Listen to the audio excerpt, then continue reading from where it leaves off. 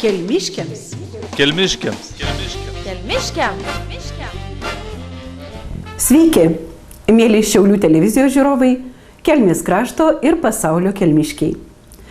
Laida Kelmiškiams – tai žiupsnelis naujienų iš Kelmės krašto ir fragmentai apie tai, ką rašo laikraštis Kelmiškiams.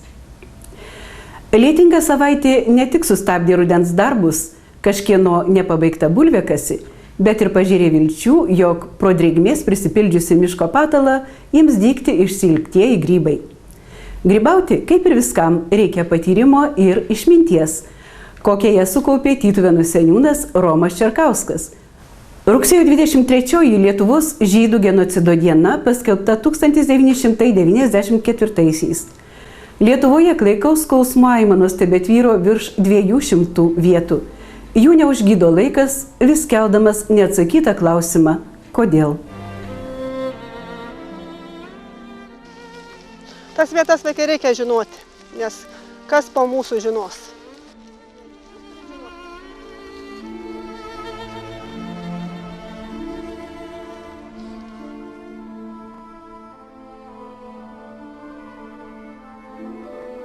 Šioje vietoje 1941 metais rugpjūčio mėnesį 15-16 dienomis nacistiniai budeliai ir jų talkininkai nužudė apie 120 Padubysio Lyduvėnų Bulavėnų apylinkėse gyvenusių žydų.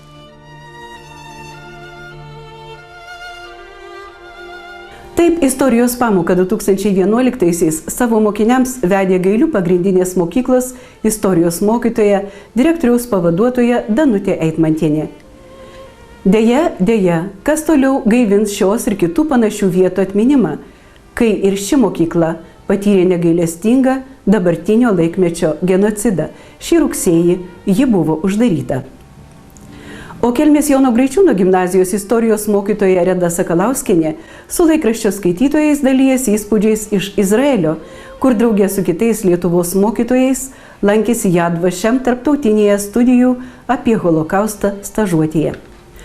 Rugsėjo 20-ąją klausėme kelmiškio, ar mes, lietuviai, jau galime išsiversti be labdaros ir paramos, ar ji mums vis dar reikalinga.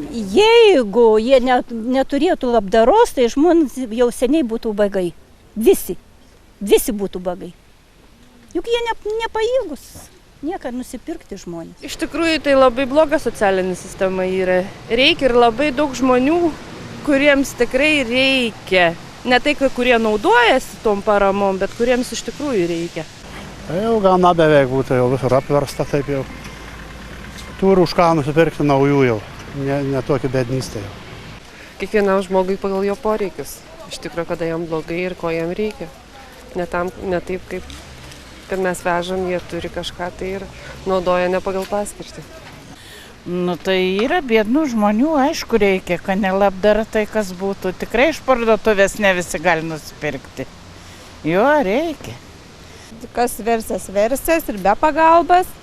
O kuriam padėsi, jis ir nuolatos norės tos pagalbas. Čia grinai nuo žmonių priklauso. Aš taip bent jau manau. Rugsėjo 13-ąją Kelmę vėl aplankė seni draugai iš Vokietijos Bad Oldesloe samariečių organizacijos.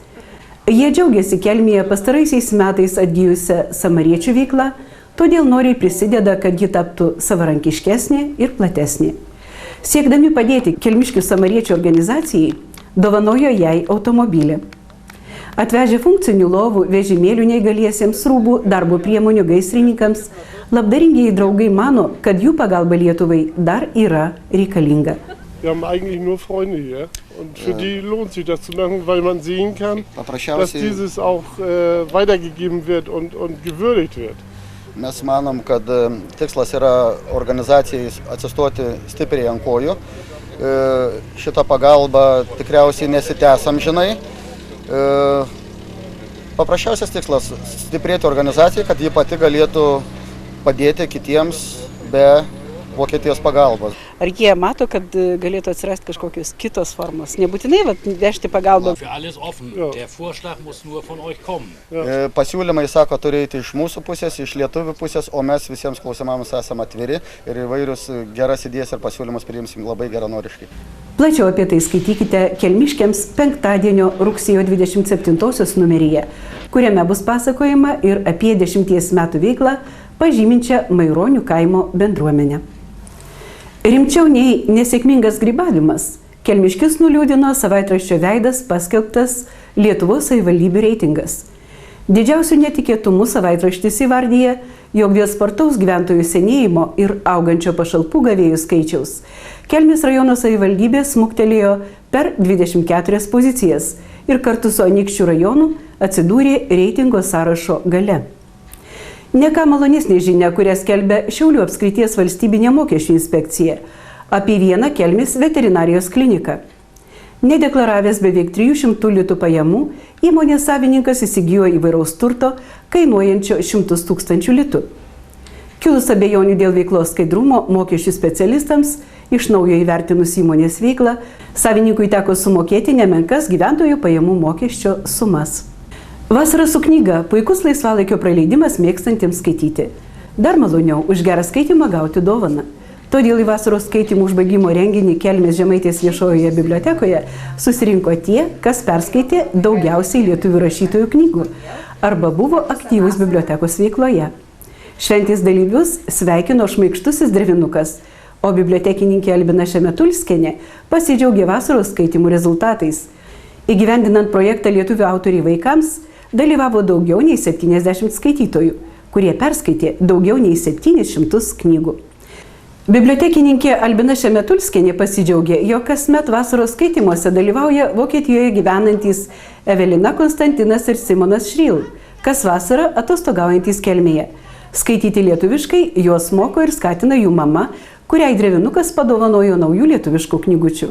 Galbūt jos bus naudingos ir kitiems Vokietijoje gyvenantiems lietuvių vaikams, padės nepamiršti gimtosios kalbos. O mažųjų skaitytojų laukia kelionė į Dionizo Poškos muziejų, kurį daugelis vadina baubliais. Čia vaikams buvo labai įdomu, ne vienas norėjo tokio namelio išskobto iš medžio, kuriame galėtų žaisti, skaityti, kasgi nenorėtų pagyventi medžio viduje. Aplankę senąjį vandens malūną, pasigrožėję puikiai sutvarkytą muziejaus teritoriją, nuostabių tvenkinių, kuriame lyg veidrodyje atsispindėjo rudens dar nenugelsinti medžiai, aplakstė pievas, pasisupę supynėse, linksmai nusiteikę, vaikai grįžo namo.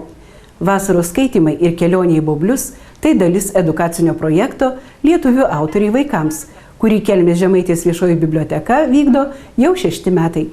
Pagrindinis rėmėjas yra Kultūros rėmimo fondas. Projektą taip pat remia rajono savivaldybė. Rugsėjo 19-ąją Kelmės Žemaitės viešojoje bibliotekoje sulaukus nemažo būrio gerbėjų pristatyta dailininko Andriaus Seselsko iliustruota knyga Vilniaus padavimai bei atidaryta grafikos darbų paroda. Gimęs Kretingoje dailininkas tapo tikru kelmiškiu. Čia gyvena su šeima, augina vaikus, dirba ir kuria. Jau surengta nemažai jo kūrybos parodų, o minčių ir idėjų tiek jo, tiek žmonos Jurgitos, tiek kūrybingų vaikų galvose knibždėte knibžda. Džiugu sveikinti dailininką su gražiu kūrybos rezultatu. Džiugu jį vadinti kelmiškiu. Esi tas, kur gyveni. Kadangi čia dabar mes apsigyvenom visą šeimą, tai galiu drąsiai sakyti, kad esu tikras kelmiškis, bent jau norėčiau tokiu būti, o Kelmė tai įkvėpia labai stipriai. Iš tikrųjų, kai atsiduodu, taip atrodo miestelis mažas, žalias, gražus ir galbūt jis nieko neturi, bet kai pradedi knaisiotis po jos istoriją, tai žinokit, tiek tam lobių randi ir yra nuostabus miestukas, aš taip galiu pasakyti. Ar turi svajonę, ką norėtumėjai susijusio su Kelme padaryti? Aš įsivaizdavau, kad knyga ir turėjo būti Kelmės padavimo, ne Vilniaus pati pirmoji ir po to, sakykime, šoks per sostinės, tai čia galbūt buvo ta svajonė, kurią aš tikiuosi, kad dar kaip nors bus įgyvendinta, kur nors metais. Kviečiame ruoštis Rakandieniui, kuris vyks rugsėjo 28 dieną, šeštadienį, Kelmės centre aikštėje prie Šnekorių užeigos. Tęskime tradiciją atiduoti, dovanoti, mainyti, parduoti už simbolinę kainą tai, ko pačiam nebereikia, o kitam gali praversti. Ką norėjo pasakyti ir dėl ko pasikvietė žurnalistus Jonas Pagojus iš Liupšių kaimo Vaiguvos seniūnijos, skaitykite antradienio rugsėjo 24-osios Kelmiškiams. Viso labo, likime sveiki Iki naujo susitikimo kitą pirmadienį 20 val. 20 min. per Šiaulių televiziją.